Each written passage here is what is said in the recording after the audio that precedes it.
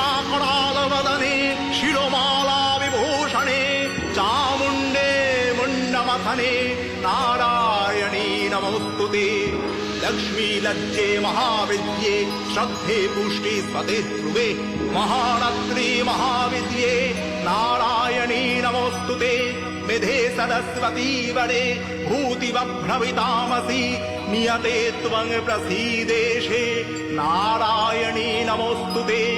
सर्वस्वरूपे सर्वेशे सर्वशक्ति समन्विते अयुभ्यस्त्राहिनो देवी दुर्गे देवी नमोस्तुते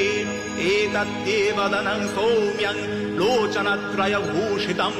पातु नः सर्वभूतेभ्यः कात्यायनी नमोस्तुते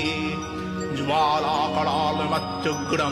शेषासुरसोदनं त्रिशूलं पातु नो भीतिर्भद्रकाली।